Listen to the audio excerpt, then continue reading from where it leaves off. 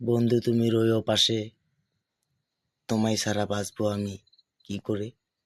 তোমার কি মনে আছে আমাকে দিয়েছিলে কথা, তুমি ছাড়বে না কখনো আমার হাত, যতদিন থাকবো বেঁচে আমি।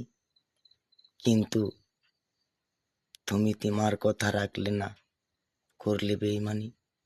কেন ভালোবাসলা আমায়, দিবে যদি ধোকা তুমি? তাই তো তোমায় বলি, ধোকা দিয়ে আমায় শিখিয়েছো তুমি। মানুষকে বেশি ভালোবাসা যাবে না, কষ্ট পাইতে হবে তাই জানি। তাই তো অতিরিক্ত কোনো কিছু করা ভালো না। যাই হোক, সর্বশেষ একটাই বলবো যে তুমি সুখে থাকো, তোমার জন্য সবসময় দোয়া করি। সুখে থাকো, আল্লাহর কাছে প্রার্থনা করি। তোমার মনে যদি কোনো কষ্ট থাকে সেটাও যেন আল্লাহ আমাকে দেয়, আমি তোমার জন্য না হয়।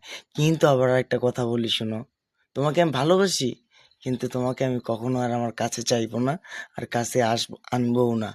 সেটা ভাবিও না যে তোমাকে ভালোবাসি বিদায় তুমি আমার কাছে ছুটে চলে আসবে, আমি তোমাকে নিয়ে নিব। না, যে মুখ থেকে যে ধূপ পড়ে যায় সেই ধূপ কি আর মুখে নেওয়া যায়? একবার ভাইবা দেখো। যদি কথাগুলো খারাপ হয়, মন থেকে অভিশাপ দিও, কারণ তোমার তো এছাড়া কোনো কিছুই নেই।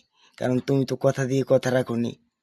আমাকে বলেছিলে তুমি ছাড়বে না কখনো আমার এই হাত, যতদিন থাকবে আমার জীবন। কিন্তু তুমি দিলে ধোকা। নিষ্পাপ মেয়ে আমার কি অপরাধ করেছিল আমার নাই জানা, সেই মেয়েটাকেও তুমি ছাড়লা না। তাকে কষ্ট দিতে পারলা কিভাবে তুমি? কিন্তু আমি তো পারবো না। আমার জীবন যতদিন বাইসা আছে, সন্তানের জন্য আমি আল্লাহর কাছে প্রার্থনা করি যেন আল্লাহ আমাকে এমন কিছু করে দেয় যেন আমার সন্তানটাকে আমি মানুষের মতো মানুষ করে দিয়ে যাইতে পারি, যেন মানুষ বলতে পারে আজিজুল মূর্খ ছিল, ওনার মেয়ে ছেলে শিক্ষিত। আপনাদের কাছে এই দোয়াটাই চাই। আর আমার মেয়ের জন্য দোয়া করবেন। আমার মা মোরা মেয়ে, যখন তার বয়স 8 মাস, পুরো 8-9 মাস, তখনই ওর মা চলে যায়। তে এরপরে কিন্তু আমার মেয়ে বাইসে আছে, আল্লাহ বাঁচায় রাখছে। যাই হোক, মনের ভিতরে একটু যন্ত্রণা নিয়ে বাইসে আছে। যাই হোক, ভালো থাকেন। আসসালামু আলাইকুম রহমতুল্লাহ বারকাত। ভালোবাসে আবেগের বয়সে কেউ এমন কিছু করিয়েন না যেটা খেসারত আপনার না, আপনার বাচ্চার দেওয়া লাগতে পারে।